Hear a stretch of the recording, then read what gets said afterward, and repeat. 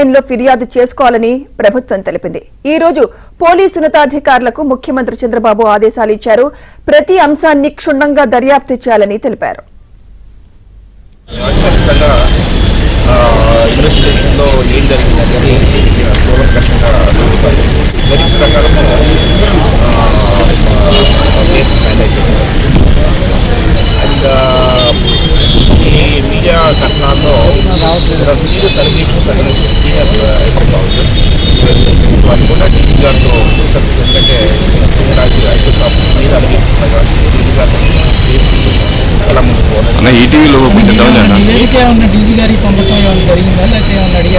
ఇంతవరకు కూడా మనకు నేను కూడా చెప్పాను, సొంతంగా మనకు ఎటువంటి కంప్లైంట్ కానీ కాలేదు.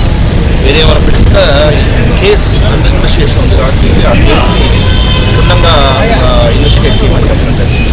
సో రిగార్డింగ్ అలిగేషన్స్ చెప్పాను కదా, అలిగేషన్స్ సంబంధించి డీజీపీ సార్తో మాట్లాడి ఎందుకంటే ఐపీఎస్ ఆఫీసర్ అందరి మీద అలిగేషన్స్ ఉన్నాయి కాబట్టి డిస్కస్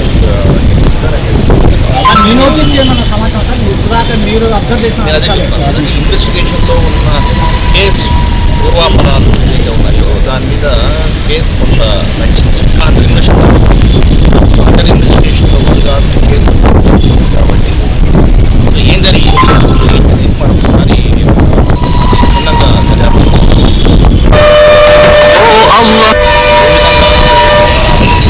ఎలా ఉందో అలాగే జరుగుతుంది. కూడా as per facts case finalize చేయాలి.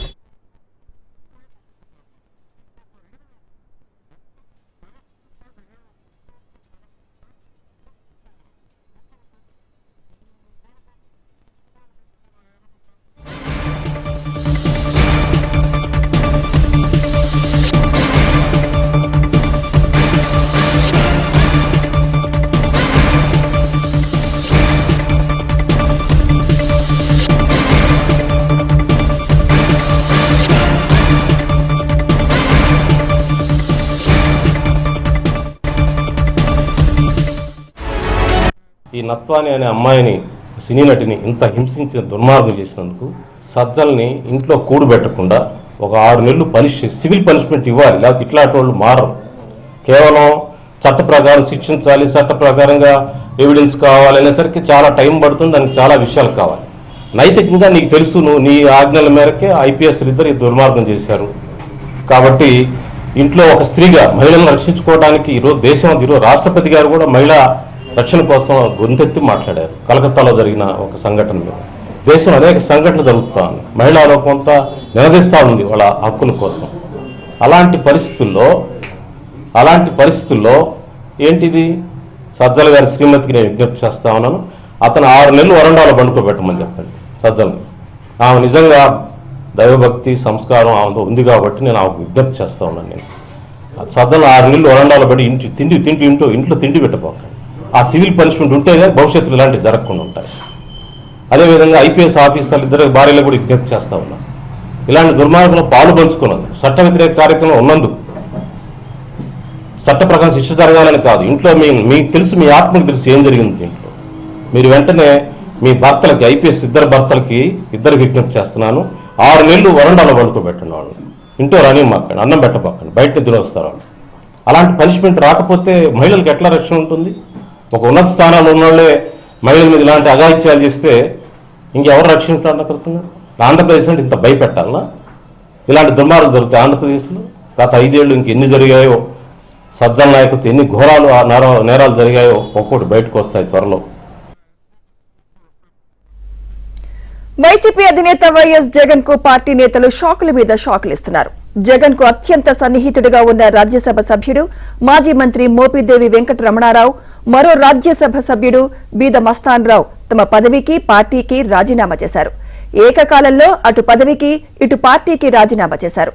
రాజ్యసభ చైర్మన్ కు స్పీకర్ ఫార్మాట్ లో రాజీనామా పత్రాలను అందజేశారు.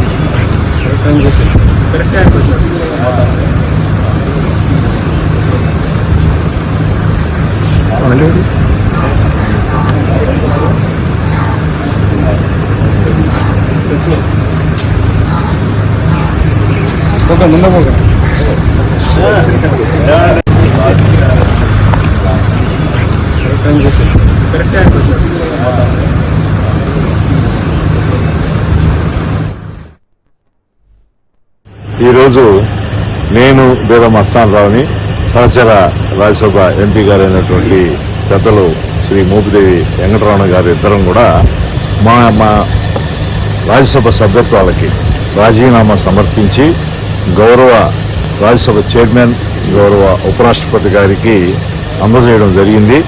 వారు కొన్ని విషయాలు అడిగి మా ఉద్దేశపూర్వకంగానే రాజీనామా చేస్తున్నారా అని అడగడం జరిగింది. దానికి మేము మా మనస్సాక్షిగా మేము రాజీనామా చేస్తున్నాం అని చెప్పి కూడా వారికి తెలియజేయడం జరిగింది. అన్నీ ప్రాపర్గానే ఉన్నాయి, ఆర్డర్ ప్రకారమే రాజీనామా పత్రం ఉందని కూడా వారు ఆఫీస్ స్టాఫ్ చెప్పడం జరిగింది. మా వ్యక్తిగత కారణాల వల్ల మా రాజ్యసభ సభ్యత్వం నాకు 4 సంవత్సరాలు, అన్నగారు మోపిదేవి వెంకటరమణ గారికి ఇంకా 2 సంవత్సరాలు ఉన్నా కూడా ఎటువంటి ప్రలోభాలకి లోను కాకుండా స్వచ్ఛందంగా మేము రాజీనామా చేయడం. గత 100 సంవత్సరాల కాలం నుంచి కూడా పార్టీలో జరుగుతున్నటువంటి పరిణామాలు ఏంటి, వాటన్నిటిని పర్యవసానమే నేను ఈ నిర్ణయం తీసుకుని నన్ను అడుగు ముందుకు వేయించిందంటే అలాంటి సందేహం లేదు. ఈ దిశగా గడిచిన 5 సంవత్సరాల్లో నాకు రాజకీయంగా గౌరవంగా తలెత్తి తిరిగేటువంటి అవకాశం కల్పించినటువంటి ఆ జగనన్నకి మనస్ఫూర్తిగా హృదయపూర్వకమైన ధన్యవాదాలు తెలియజేస్తున్నాను. కొంతమంది పెద్దలు నిన్న నుంచి మాట్లాడుతున్నారు పరువు ప్రతిష్టల గురించి, గౌరవ మర్యాదల గురించి. ఒకరు చెబితే వారి దగ్గర లేకపోతే పరువు ప్రతిష్టల గురించో గౌరవ మర్యాదల గురించో నేర్చుకోవాల్సినంతటి స్థాయి కానీ తెలుసుకోవాల్సినటువంటి పరిస్థితి కానీ నాకు లేదు. నేను గడిచిన 45 సంవత్సరాల్లో ఈ రోజు వరకు కూడాను గౌరవప్రదంగానే రాజకీయాలు చేశా, గౌరవప్రదంగానే ప్రజల్లో ఉన్నా, గౌరవప్రదంగానే నా ధర్మాన్ని నేను నిర్వహించా. ఇవాళ నేను తీసుకున్న నిర్ణయాన్ని దీనివల్ల గౌరవం పోద్ది, ప్రజల్లో పలసన పడతారంటే అది ప్రజల్లో చూసుకుంటే నాకు గౌరవం పెరిగిద్దా పలసపడిద్ది అనేది ప్రజల్లో తెలుసుకుంటాను.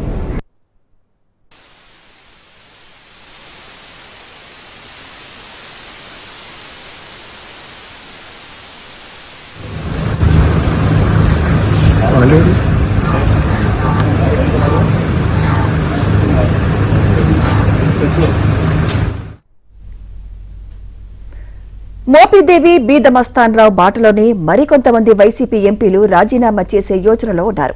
అటు ఢిల్లీలో మరో ఎంపీ గొల్ల బాబురావు ప్రత్యక్షమయ్యారు. సరైన సమయంలో తన నిర్ణయం కూడా వెల్లడిస్తానని బాబురావు అన్నారు. వైసీపీకి ఎంపీ పదవికి రాజీనామాపై బాబురావు వద్ద మీడియా ప్రతినిధులు ప్రస్తావించగా ప్రస్తుతం కుటుంబ సభ్యులతో కలిసి వ్యక్తిగత పనుల నిమిత్తం ఢిల్లీ వచ్చానన్నారు. ఇప్పటికైతే అలాంటిదేమీ లేదన్న బాబురావు ఇప్పుడు కాదు సరైన సమయంలో ప్రకటిస్తానన్నారు. అయితే సరైన సమయం ఎప్పుడని ప్రశ్నిస్తే నవ్వుకుంటూ కారెక్కి వెళ్లిపోయారు గొల్ల బాబురావు. ఏం చెప్పలేదు.